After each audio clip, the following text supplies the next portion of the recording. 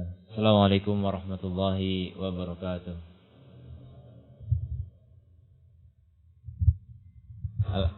Alhamdulillahilladzi arsala rasulahu bil huda wa dinil haqq liyudhhirahu 'ala ad-dini kullihi wa kafa billahi shahida. Asyhadu an la ilaha illallah wahdahu la syarikalah iqraran bihi wa tauhida wa asyhadu anna Muhammadan 'abduhu wa rasuluh sallallahu alaihi wa ala alihi wa sahbihi wa sallama tasliman mazida, amma ba'd. Fa ya ibadallah ayyuhal muslimun, saudaraku sekalian, semoga Allah senantiasa merahmati kita dan memberkahi umur dan waktu-waktu kita dengan segala kebaikan. Kita melanjutkan dalil-dalil tentang celaan terhadap bid'ah dari hadis Rasulullah sallallahu alaihi wasallam. Sekarang masuk hadis yang kedua. Hadis yang dikeluarkan oleh Imam Muslim dari Jabir bin Abdullah bahwasanya Rasulullah sallallahu alaihi wasallam bersabda ketika beliau sedang berkhutbah, "Amma ba'du fa inna khairal hadithi kitabullah wa khairal hadyi hadyu Muhammad wa syarrul umuri muhdatsatuha wa kullu bid'atin dhalalah." Ini adalah ucapan Nabi sallallahu alaihi wasallam di dalam khutbahnya, dan ini selalu beliau ucapkan dalam khutbahnya, sering beliau ucapkan, beliau ulang-ulangi perkataan beliau ini di dalam khutbahnya karena ini merupakan perkara yang sangat penting untuk disampaikan kepada umatnya, sehingga beliau merasa perlu untuk senantiasa diulang di dalam muqaddimah khutbah beliau, bagian dari khutbatul hajah. Beliau mengatakan, adapun selanjutnya, sesungguhnya sebaik-baik perkataan adalah kitabullah. Ini merupakan perkara yang tidak diingkari oleh orang yang beriman. Tapi bukan tidak mungkin dan tidak aneh, di antara orang yang berislam masih banyak yang mengingkari ini, ya. Orang beriman insya Allah yakin bahwasanya kitabullah itu sebaik-baik perkataan. Tapi di antara orang-orang yang berislam banyak, ya, masih banyak yang tidak meyakini ini. Buktinya apa? Buktinya mereka berani menentang Al-Quran. Mereka berani mendahulukan perkataan orang di atas perkataan Allah Al-Quran. Bahkan mereka mendahulukan akal mereka daripada Al-Quran. Ini masih banyak, ya, di tengah-tengah umat Islam, bukan di tengah-tengah umat manusia. Kalau di tengah-tengah umat manusia lebih banyak lagi, ya. Di tengah-tengah umat Islam banyak, apalagi di tengah-tengah umat manusia. Makanya berarti kesimpulannya dakwah belum selesai, ya. Dakwah belum selesai. Melanjutkan pembicaraan semalam, ya. Dakwah tugas kita semua, kewajiban kita semua. Masih banyak orang yang mengingkari Al-Quran. Jadi tugas Rasul, ya, Rasulullah sudah meninggal, sudah selesai tanggung jawab beliau secara pribadi. Tapi tanggung jawab berikutnya adalah bagi umatnya. Bagi umatnya untuk menyampaikan risalah Allah Ta'ala kepada seluruh manusia. Karena beliau diutus rahmatan lil alamin, pembawa rahmat bagi semesta alam, bagi seluruh jin dan manusia sampai hari kiamat. Maka alhamdulillah kesempatan masih terbuka. Silahkan mendaftar untuk menjadi juru dakwah. Daftarnya kepada Allah, ya. Jadi silakan semuanya memiliki hak yang sama untuk boleh menjadi juru dakwah, ya. Juru dakwah sesuai dengan kapasitas dan kemampuan masing-masing. Tidak dipaksa untuk menjadi khatib semuanya, tidak. Menjadi muhadir, penceramah semuanya, tidak. Bahkan dakwah yang paling utama dan paling penting adalah dakwah bil hal, dakwah dengan keteladanan, dengan contoh praktek nyata dalam kehidupan. Makanya sangat disayangkan ya, orang yang sudah berpenampilan jenggot panjang, celana cingkrang, tapi muamalahnya menipu. Nah, ini mencoreng, ini menghambat manusia dari agama Allah. Na'udzubillah min dzalik. Ya, bagaimanapun juga antum yang sudah berpakaian islami, berpenampilan islami, orang akan melihat antum sebagai uswah. Ini loh orang yang sudah rajin ke masjid, begini loh Islam, begitu orang melihatnya. Tapi ketika di pasar ternyata menipu, ketika dalam muamalah ternyata bohong, dusta, penuh dengan janji palsu, ini menghambat manusia dari jalan Allah. Ya, sama dengan tugas setan. Setan itu tugasnya apa? Menghambat, menghalangi manusia dari jalan Allah. Na'udzubillah min dzalik. Justru penampilan yang islami itu menjadi bumerang. Na'udzubillah. Yang seharusnya dengan penampilan islami menjadi teladan bagi orang lain agar mencintai Islam, tapi malah banyak orang yang mencemooh Islam gara-gara penampilan orang Islam. Ya. Makanya dikatakan oleh saya semalam, coba tunjukkan satu tempat di mana orang kafir bisa melihat ini loh Islam. Ini loh Islam yang dipraktekkan oleh kaum muslimin. Hampir-hampir tidak ada hari ini. Ya. Hampir-hampir tidak ada. Kaum muslimin sudah jauh dari tuntunan Islam.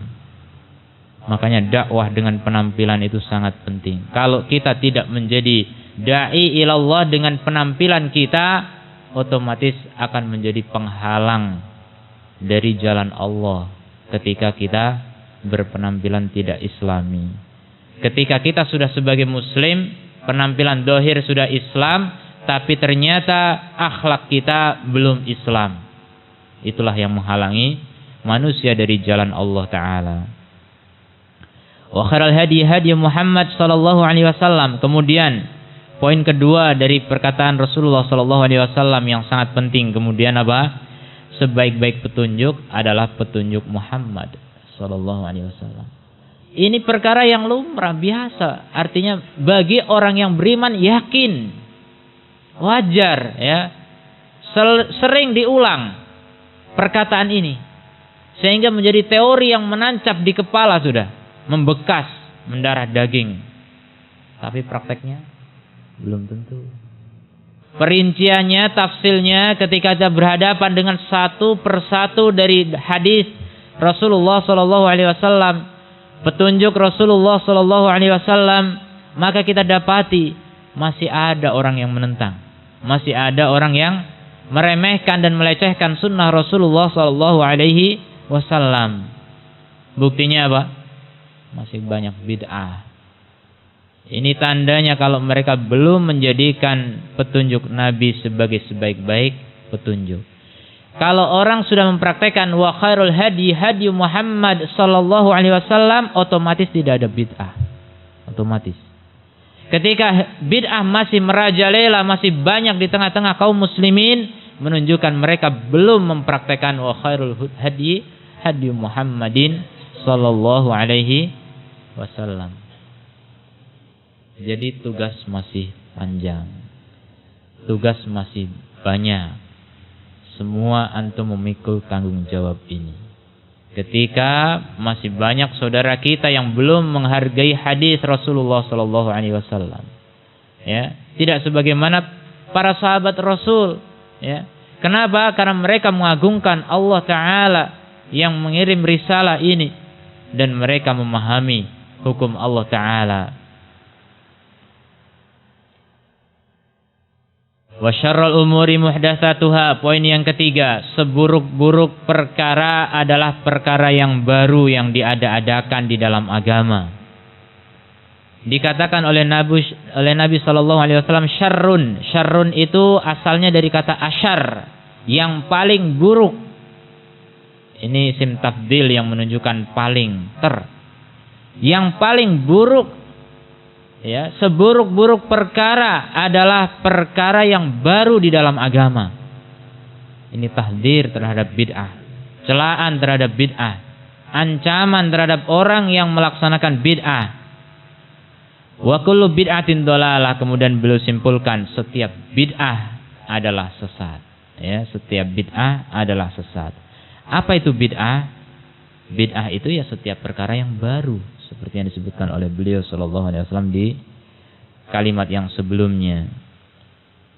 Kemudian dalam riwayat yang lain, Rasulullah sallallahu alaihi wasallam berkhutbah kepada manusia, memuji Allah Ta'ala dan memujinya lagi bima huwa ahluhu, yang Allah merupakan ahlinya untuk dipuji. Kemudian bersabda, man yahdihillahu fala mudhillalah, siapa yang Allah beri petunjuk maka tidak ada yang bisa menyesatkan.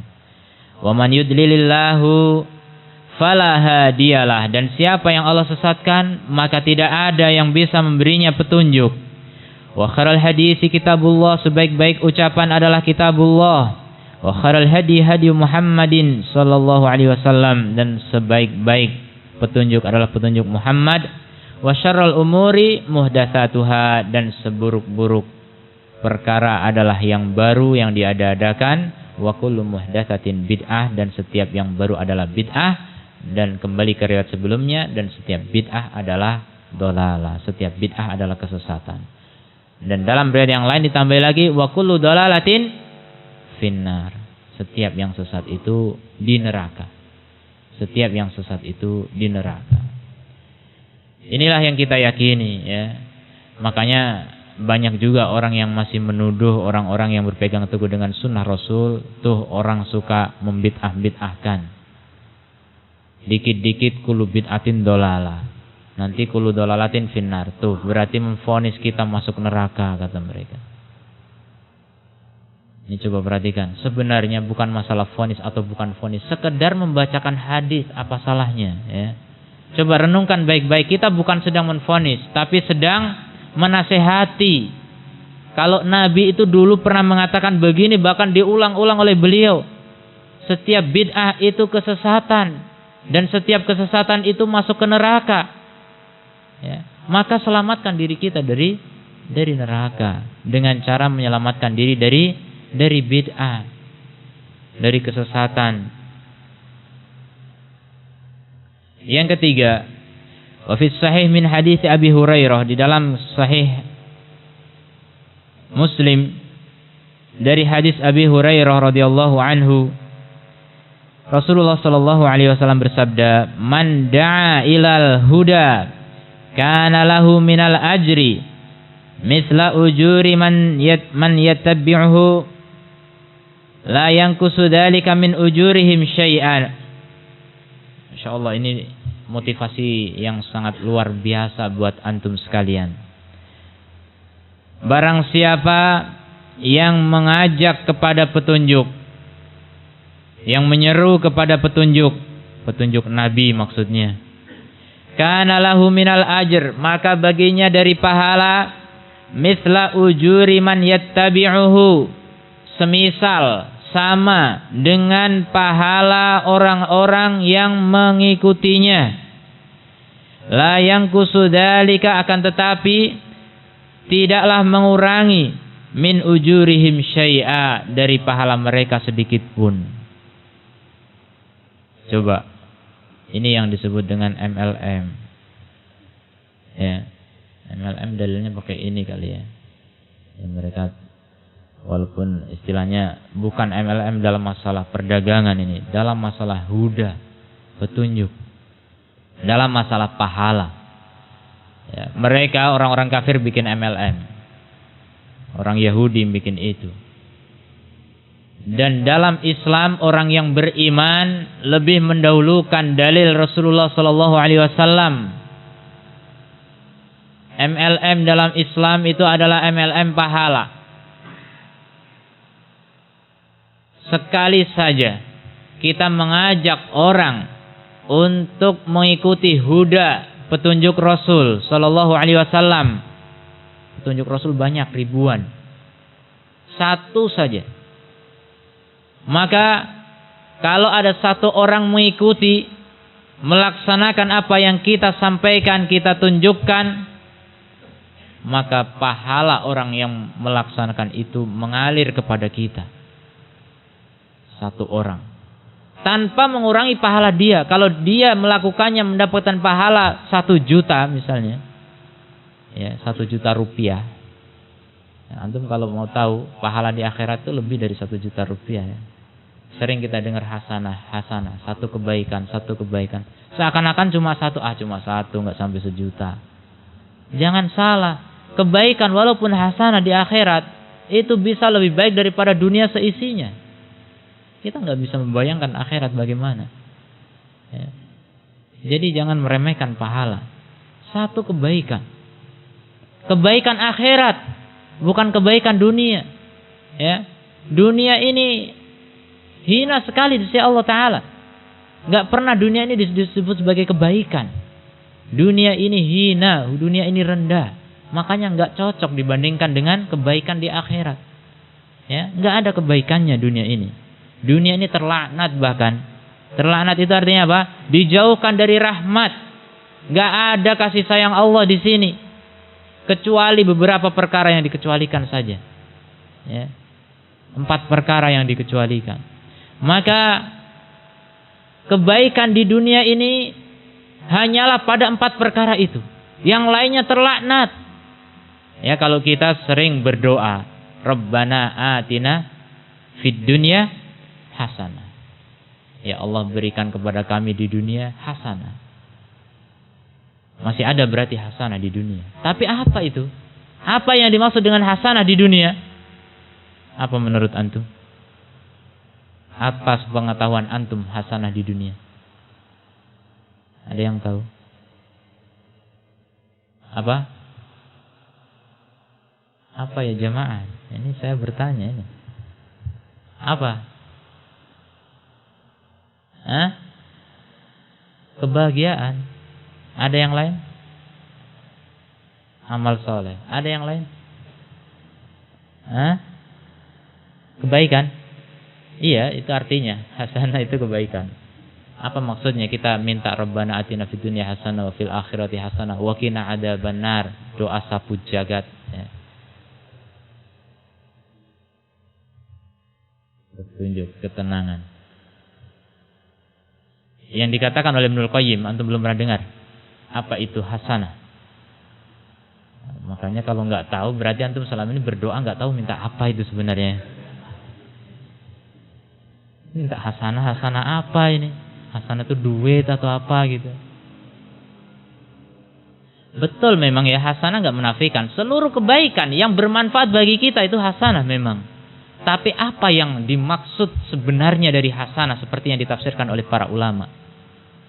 Yang dikatakan oleh Ibnul Qayyim, apa itu hasanah di dunia? Dan apa itu hasanah di akhirat? Hasanah di dunia adalah ilmu. Jadi ketika kita minta Rabbana atina fid dunya hasanah, ya Allah berikan kepada kami kebaikan, maksudnya minta ilmu. Itu kata Ibnul Qayyim. Itulah kebaikan. Sumber dari kebaikan. Kita nggak bisa beramal soleh tadi, nggak bisa meraih kebahagiaan, nggak bisa mendapat petunjuk kecuali dengan ilmu. Itu sumbernya. Itu yang kita minta sebenarnya. Kita minta ilmu yang bermanfaat. Jadi kalau ada hasanah di dunia, ilmu. Makanya Rasul mengatakan dunia terlaknat kecuali 4. Apa sebutkan? Yang pertama? Apa? Amal. Beriman? Tidak. Bukan itu wal asri ya. Lain lagi. Terlaknat kecuali zikrullah. Mengingat Allah. Jadi segala hal yang mengingat Allah. Apa itu yang mengingat Allah? Siapa yang mengingat Allah? Orang beriman jelas ya, yang mengingat Allah. Gimana cara mengingat Allah? Apa sarana untuk mengingat Allah? Salat, apa lagi? Zikir, apa lagi? Seluruh amal soleh, ya, seluruh ibadah itu hakikatnya zikrullah. Jadi kita ibadah itu sebenarnya mengingat Allah. Makanya kalau antum ibadah malah nggak ingat Allah, bukan ibadah. Aqimis sholata li dzikri, tegakkan salat untuk mengingatku. Itu tujuan. Salat itu sarana. Salat itu hanya jalan untuk bisa mencapai tujuan apa? Dzikir, ingat Allah. Tapi jangan disalahpahami seperti orang sufi. Saya nggak perlu jalan lagi, udah sampai tujuannya, salatnya cuma dzikir aja. Ini salah paham. Tetap aja pakai sarana itu. Ya. Jadi targetnya itu dzikir. Dan seluruh ibadah seperti itu. Salat ini contoh. Kita puasa ingat Allah, kita zakat ingat Allah, kita tersenyum, berakhlak baik kepada orang, ingat Allah. Kalau nggak ingat Allah, sia-sia. Artinya kita tidak niat berarti. Nggak niat mencari ridho Allah, cuma cari ridho orang. Nah ini nggak dapat pahala yang begitu. Ya. Kita berakhlak baik, bermuamalah baik, berdagang jujur, amanah. Itu ingat Allah. Kalau nggak ingat Allah, nggak dapat pahala. Innamal a'malu binniyat. Amal itu harus dengan niat. Dan niat yang dimaksud diantaranya adalah mencari wajah Allah. Di setiap amal. Kalau setiap amal tidak ada mencari wajah Allah, mencari ridha Allah, mencari pahala di sisi Allah, maka amal itu tidak bernilai pahala. Tidak bernilai ibadah. Tidak diridhoi oleh Allah, tidak diterima, mardud, tertolak. Itu ibadah tanpa ingat Allah. Makanya ibadah itu harus ingat Allah. Niat itulah ingat Allah. Ya. Itulah hakikat dari ibadah. Semuanya adalah dalam rangka dzikrullah. Itu di dunia yang masih tidak terlaknat itu dzikrullah, ingat Allah. Antum jalan kaki melangkah menuju ke masjid, ingat Allah. Keluar dari masjid pulang jalan kaki juga ingat Allah. Semuanya harus ingat Allah. Semakin banyak ilmu, ya, semakin banyak ilmu, semakin banyak kita peluang untuk ingat Allah. Antum melakukan sesuatu ingat, oh iya ini dalilnya begini, nggak boleh ini. Ingat Allah berarti. Ingat ini dalil dari mana? Dari Allah. Jadi orang yang paling banyak ilmunya yang paling banyak zikir. Makanya majlis ilmu itulah majlis zikir. Karena orang semakin banyak ilmunya, makin banyak zikirnya. Makin banyak dia mengingat dalil, makin banyak dia ingat Allah. Ya, itulah pentingnya ilmu. Pentingnya ilmu. Zikrullah wa mawalah, dan segala yang mendukung zikir kepada Allah Ta'ala. Segala perkara itu tidak terlaknat. Seperti masjid, ini kan tempat zikir. Mushaf untuk dibaca, untuk zikir. Segala sarana yang dipakai untuk zikir kepada Allah itu tidak terlaknat. Antum punya rumah mau terlaknat gak? Hah? Gak mau. Gimana caranya? Diisi dengan zikir, diisi dengan perkara yang mengingat Allah di dalamnya. Makanya perbanyak sholat di rumah. Ya. Sebaik-baik sholat adalah di rumah. Illal maktubah, kecuali sholat fardu bagi laki-laki. Jadi perbanyak sholat di rumah. Ini agar rumah kita tidak terlaknat. Kita punya kendaraan juga dipakai untuk mencari ridha Allah, maka tidak terlaknat. Jadi kalau tidak berarti terlaknat. Kemudian apa yang ketiga? Yang tidak terlaknat apa? Semalam juga disampaikan oleh Syekh. Apa? Bukan. Apa? Belum pernah dengar hadis ini? Masyhur sekali, dan ini sangat penting sekali. Karena kalau kita nggak tahu nanti kita terlaknat jadinya. Kita jadinya terlaknat. Apa yang ketiga? Alim. Orang yang berilmu. Tuh kan hebatnya ilmu, Masya Allah. Dikhususkan oleh Allah. Orang yang berilmu dikecualikan dari laknat. Jadi yang berarti konsekuensi dari perkataan ini apa? Siapa yang dilaknat kalau gitu? Orang jahil, na'udzubillah min dzalik.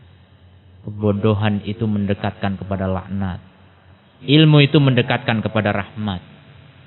Ingin banyak rahmat dari Allah, banyak kasih sayang dari Allah, perbanyak ilmu. Ingin mendapatkan laknat Allah nggak usah belajar. Ya, gampang ya. Antum pengen dilaknat oleh Allah, ya udah nggak usah belajar, insya Allah dapat. Jadi kembali kepada kita. Kita maunya apa? Mau laknat atau mau rahmat? Jangankan kita, gimana? Kita kadang nggak apa-apalah, terlaknat dikit. Naudzubillah min dzalik. Memang enak terlaknat. Fir'aun, antum tahu Fir'aun kan? Fir'aun aja cari rahmat. Fir'aun takut laknat, cari rahmat. Mana dalilnya? Antum belum tahu ya? Kalau Fir'aun itu cari rahmat. Siapa bisa mendatangkan bukti dalil dari Al-Quran? Fir'aun, yang sekelas Fir'aun, yang mengaku sebagai Rabb paling tinggi, sebagai Tuhan paling tinggi, itu saja cari rahmat, menunjukkan gak ada orang yang kuat untuk menghadapi laknat Allah. Gak ada orang yang mau dipisahkan dari rahmat Allah. Itu Fir'aun, coba gimana? Karena ketika dia tenggelam di Laut Merah, dia apa mengatakan? Amantu bi Rabbi Musa wa Harun. Aku beriman kepada Rabbnya Musa dan Harun. Buat apa ngomong gitu? Biar dapat apa? Dapat rahmat. Masya Allah. Dulu ngomong apa dulu? Gak ingat. Dulu ngaku Tuhan paling tinggi. Sekarang baru cari rahmat. Udah tertutup, waktunya udah habis. Ya kan Jibril memasukkan pasir ke mulutnya biar gak ngomong terus, khawatir nanti Allah mengampuni dia. Dulu kebejatannya luar biasa, sekarang minta ampun coba. Allah Maha Penyayang, Jibril gak mau, nanti Allah mengampuni dia. Orang paling bejat. Masya Allah. Itu sekelas Fir'aun saja cari rahmat. Tapi banyak orang di sekitar kita, atau mungkin diri kita sendiri, nekat menantang laknat, nekat gak mau rahmat. Ya, ini luar biasa. Luar biasa. Banyak orang yang meremehkan tentang itu. Sering Rasulullah mengatakan, la'anallahu man la'anal walidain. Allah melaknat orang yang melaknat kedua orang tuanya. La'anallahu man amila amala qaumi Lut. Allah melaknat orang yang melakukan perbuatan kaum Lut, homo, LGBT, itu laknat. LGBT lagi, laknat. Jadi tidak merasa itu adalah perkara yang berat. Ini luar biasa. Ngalahkan Fir'aun kalau begitu. Riba itu mengundang laknat. Coba, Masya Allah, banyak orang meremehkan seperti itu. Perkara yang mendatangkan laknat diremehkan, dianggap tidak apa-apa, santai saja. Jadi kita mencari atau menghindarkan diri dari laknat Allah dengan 4 perkara itu. Menjadi orang yang ahli dzikir, atau perkara-perkara yang merupakan sarana untuk berzikir, kemudian menjadi orang alim. Makin alim makin dekat rahmat, makin jahil makin dekat laknat. Kalau kita nggak bisa juga jadi orang alim, karena ya kayaknya juga nggak bakalan ya kita jadi orang alim ulama gitu. Ya insya Allah bisa kalau antum bertekad kuat dan Allah mengabulkan doa antum, bisa jadi. Tapi seandainya tidak, maka jadilah yang keempat. Apa itu? Muta'allim. Orang yang terus belajar sampai mati. Makanya kalau antum dulu pernah belajar, jangan pensiun dari belajar. Kapan belajar? Dulu waktu SMA. Habis itu sudah saya sibuk kerja, nggak belajar lagi? Enggak. Sampai kapan? Sampai mati. Sampai mati nggak belajar, Masya Allah. Ini menantang laknat lagi. Menantang laknat. Orang yang terhindar dari laknat itu orang alim dan orang yang belajar. Maka jadilah orang yang terus belajar sampai mati. Dan berhentilah belajar kalau memang antum sudah jadi orang alim. Ya. Boleh. Antum boleh berhenti belajar kalau udah jadi orang alim. Tapi siapa yang orang alim? Sealim-alimnya orang gak ada yang mengaku alim. Imam Ahmad bin Hanbal sudah 1.000.000 hadis dihafal, masih terus belajar dan belajar. Muridnya sampai heran, ya Syekh, ila mata wa anta tatlubul ilm, sampai kapan kau terus belajar? Minal mahbarah ilal makbarah. Dari sejak saya bisa pegang tinta sampai saya masuk kuburan. Begitu cita-cita. Ya. Beliau orang alim. Ya kita akui jelas alim, lebih alim di antara kita. Ada yang merasa lebih alim dari Imam Ahmad? Jelas lebih alim dari kita, tapi nggak berhenti belajar. Coba, Masya Allah. Karena paham betul, dia takut dengan laknat. Orang akan terlaknat ketika tidak belajar. Terlaknat ketika kita meremehkan ilmu.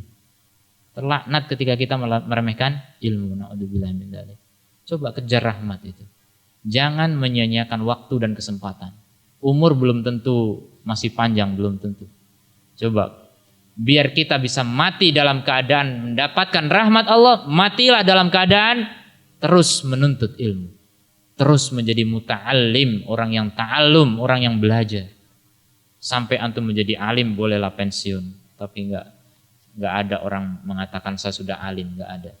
Kalau orang mengatakan saya sudah alim itu menunjukkan kejahilannya, ya. Tidaklah orang mengatakan saya alim kecuali itu ucapan orang jahil. Kalau orang betul-betul alim dia akan mengatakan saya tidak tahu apa-apa. Ya, antum tahu? Orang belajar itu ada 3 langkah. Apa langkah pertama? Apa? Keinginan. Bukan. 3 tahapan model orang kalau belajar. Langkah pertama, saya kasih bocoran, nanti antum langkah kedua ya. Langkah pertama orang belajar itu sombong. Orang kalau baru ngaji, baru dapat ilmu, Masya Allah kayaknya udah lebih pintar dari gurunya. Berani berfatwa sana sini, menyesatkan sana dan sini, padahal gurunya tidak. Ya, itu sering terjadi. Sering terjadi. Akhirnya dinisbahkan kepada guru seakan-akan itu fatwa dari gurunya, padahal bukan. Itu kelancangan murid.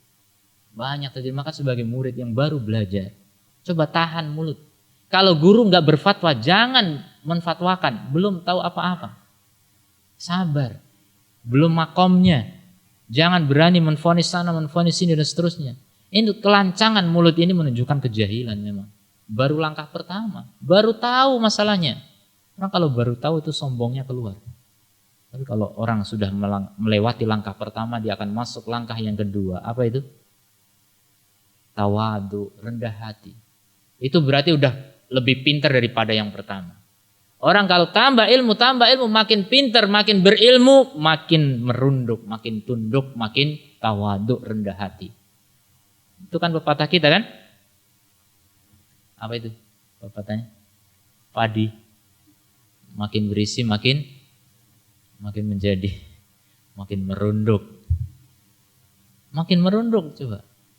Tuh, makin berisi ilmu orang itu makin merunduk, makin rendah hati, makin sayang kepada orang lain. Ini sesuatu yang bergandengan kata Ibnul Qayyim, dan Allah menggandengkan.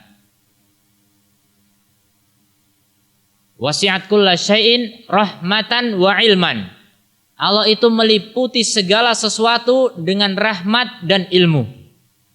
Sebagaimana rahmat Allah mencakup segala sesuatu, rahmat Allah yang umum. Tidak ada satu makhluk pun yang gak dapat rahmat Allah. Ini rahmat yang hina ya sebenarnya. Rahmat umum itu rahmat yang rendah. Yaitu apa? Berupa rizki duniawi saja. Siapa yang gak dapat? Orang kafir pun dapat. Sekafir-kafirnya orang pun dapat makan. Fir'aun dapat makan. Ya. Rizki dunia saja. Semuanya dapat.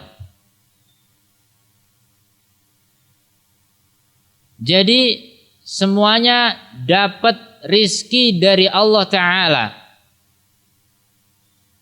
Itu lagi ngomong apa tadi? Apa?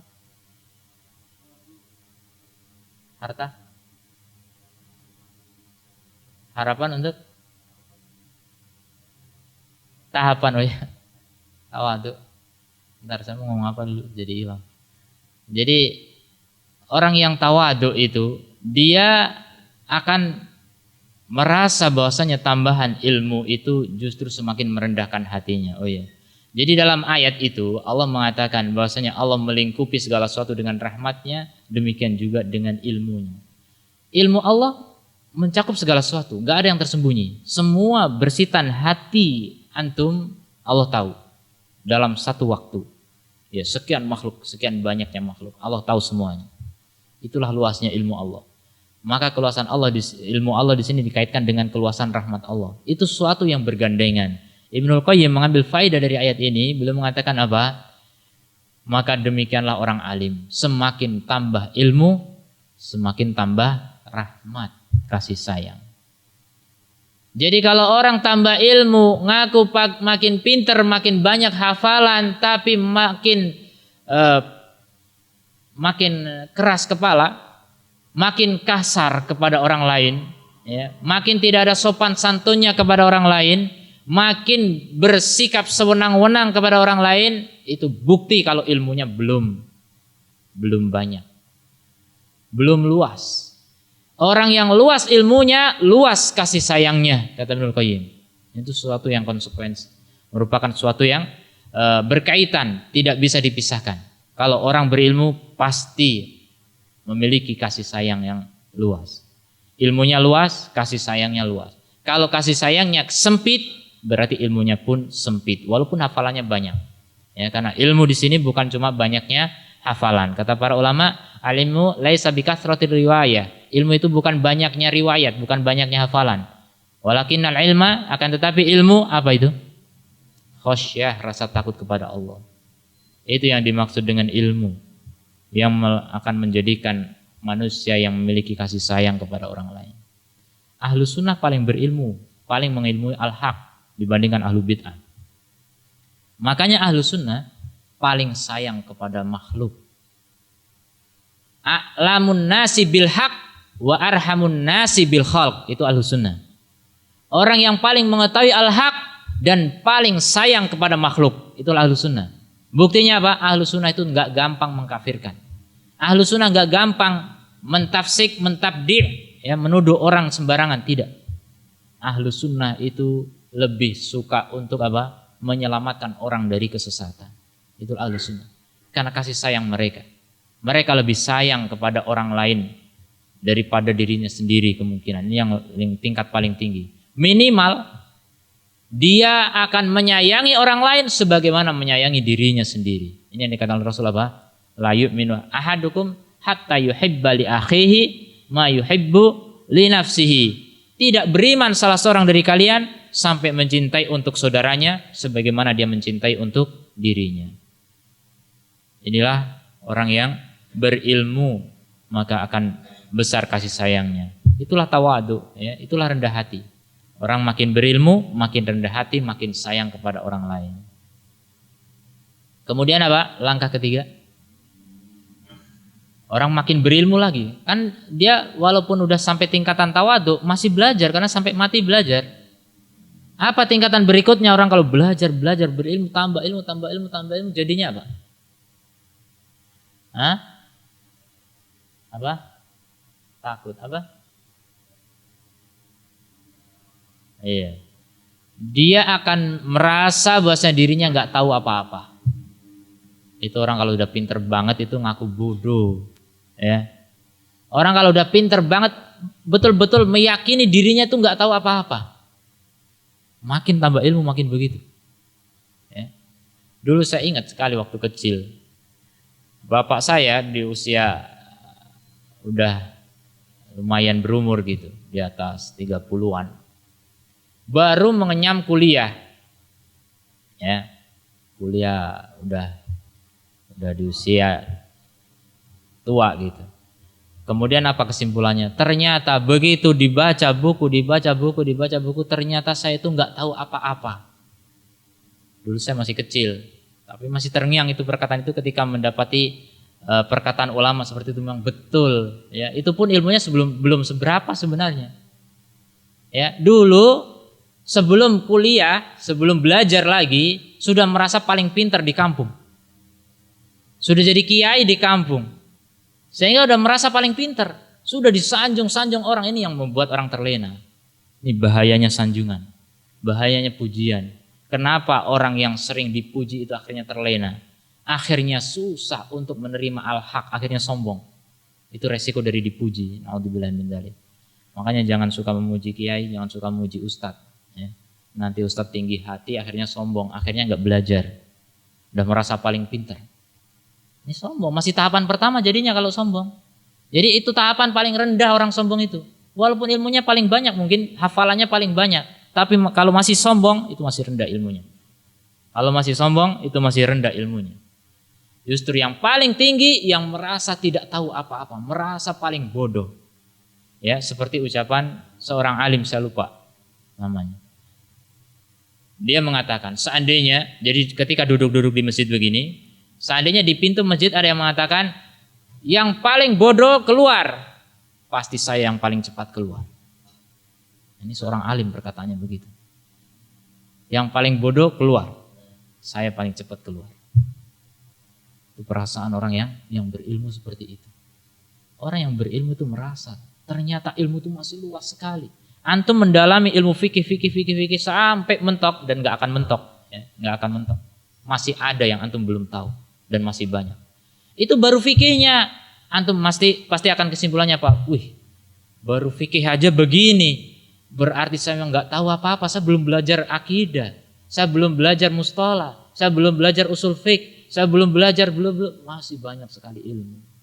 Itu baru tahu satu ilmu, pasti kesimpulannya begitu. Ternyata luas sekali ilmu.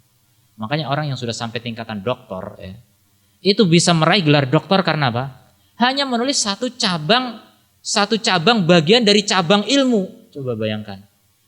Cabang ilmu tertentu, misalnya ilmu fikih, maka seorang dokter meneliti salah satu masalah saja.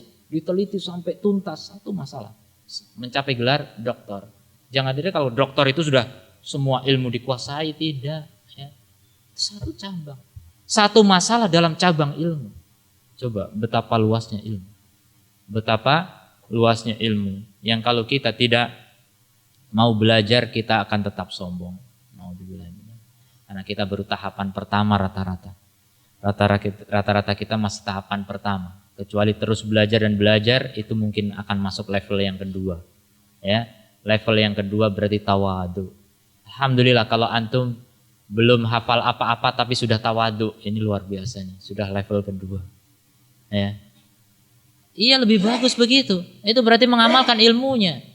Dibanding orang yang tambah hafalan malah tambah sombong. Ini malah rendah yang seperti itu ya. Allah lebih cinta orang tawadu daripada orang sombong.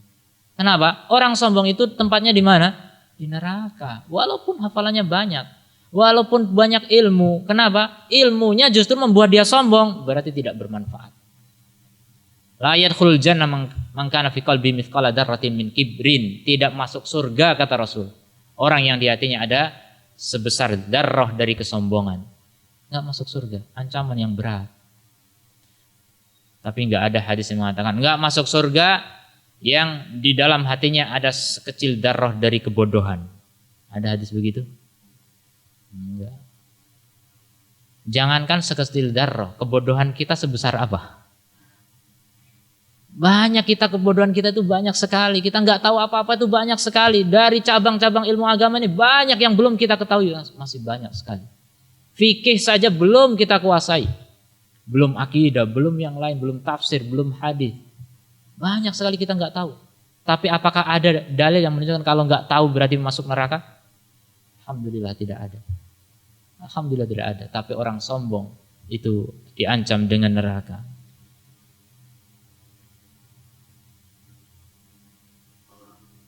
Jadi itulah MLM ya. Tebar pahala, jangan tebar pesona. Tebar pahala. Yang paling banyak menebarkan hidayah kepada orang lain, maka antum panen walaupun antum tidur nyenyak. Antum sudah sebar, sudah menyemai. Ya, orang yang kalau gambarannya seperti petani ya. Petani ada yang punya sawah itu di kampung. Sawah itu luas. Ada satu petani menguasai setengah dari sawah di kampung itu. Yang setengahnya lagi dibagi oleh seluruh penduduk kampung yang lain. Ini yang punya setengah sawah.